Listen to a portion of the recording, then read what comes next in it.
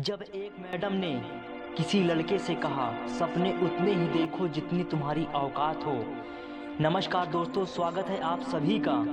आज मैं आपको एक ऐसी कहानी बताऊंगा जो एक सरकारी स्कूल में पढ़ने वाले बच्चे की सोच को बताती है कि वह कैसे सोच सकता है। आपका ज़्यादा समय न लेते हुए इस कहानी को शुरू करता हूँ। एक बच्चा था, सरकारी स्कूल में पढ़ता था। जाहिर सी बात है, उसके पिता बहुत गरीब थे, उसको प्राइवेट स्कूल में नहीं पढ़ा सकते थे। एक दिन उस बच्चे के दिमाग में आया कि मैं देखना चाहता हूँ कि मेरे पिताजी कैसी नौकरी करते हैं और कहाँ जाते हैं। यही बात उसने अपने पिता को बताई। उसके पिता ने उसको जवाब दिया कि ठीक है, तुम कल मेरे साथ चल सकते हो। अगले दिन सुबह बच्चा अपने पिता के साथ चला गया। जैसे ही वहाँ पहुँचा तो कुछ देर बाद उसने देखा कि उसके पिता बड़ी बड़ी आलीशान गाड़ियों की सफाई करते हैं। यानी कि उसके पिता का काम महंगी महंगी गाड़ियों को साफ करना है। तो उसके दिमाग में एक सपने का जन्म हुआ। एक दिन मैं भी अपने पिता को बड़ी बड़ी गाड़ियों में बैठाना चाहता हूँ। मैं नहीं चाहता कि यह जिंदगी भर इन्हीं गाड़ियों की सफाई करते रहें। कुछ टाइम बीत गया। अब वह बच्चा सरकारी स्कूल में पढ़ता था। एक दिन उसकी मैडम ने अपने सपने के बारे में निबंध लिखने को कहा। सभी बच्चों ने निबंध लिखे। इस बच्चे की निबंध लिखने की बारी आई तो उसके दिमाग में सपना जो चल रहा था उसी के बारे में लिख दिया। अब जब परिणाम की बारी आई तो सभी बच्चों को पास कर दिया गया, लेकिन इस बच्चे को मैडम ने फेल कर दिया। अपने पास बुलाकर कहा कि जितनी तुम्हारी औकात हो तुम उतना ही लिखो। जो चीज़ तुम्हारे बस में है ही नहीं, जो चीज़ तुम कभी कर ही नहीं सकते, उसे लिखने से क्या फ़ायदा हो सकता है।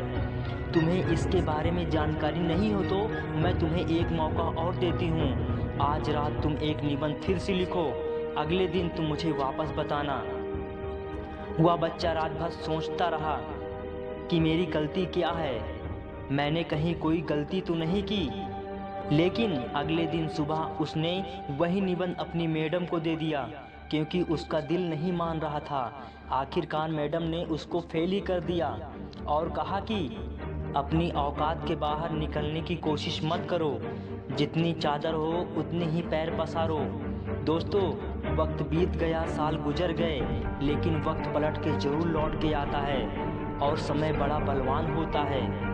एक मोटिवेशनल स्पीच को कोई ऑर्गेनाइज कर रहा था और जहां पर जो मोटिवेशन स्पीकर बोल रहा था वह वही लड़का था और अपनी दास्तां सुना रहा था कि किसी तरीके से एक सरकारी स्कूल के मैडम ने मुझे बड़े सपने देखने के लिए रोका और आज मैं यह कर पाया जो आप कर सकते हो, वो आप सब कर सकते हो। और यहाँ वो मैडम भी बैठी हुई थी। उनकी उम्र ढल चुकी थी। वह अपनी मैडम के पास जाता है और उनके चरणों को स्पर्श करता है कि मैडम, आपने मुझे कहा था कि जितनी औकात हो उतना ही सोचो। मैडम, मैं आपको बताना चाहता हूँ कि आप गलत थी और मैं सही था। सोच मेरी हमेशा बड़ी थी। आप सोच सकते हो कि मैडम ने क्या जवाब दिया। मैडम के पास जवाब देने लायक कोई शब्द था ही नहीं, लेकिन मैडम की सोच कुएं की मेढक जैसी थी, जिसको आसमान भी उतना ही देता है जितना कुएं के भीतर में नजर आता है। तो कुएं की मेढक जैसी सोच ना रखिए दोस्तों, समुद्र की मछली जैसी सोच हमेशा रखनी चाहिए।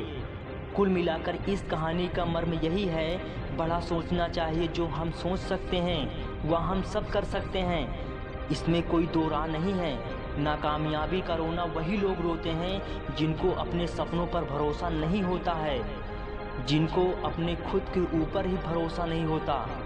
जितनी जानकारी मैं इस कहानी के माध्यम से आपको दे सकता था मैंने आपको दी।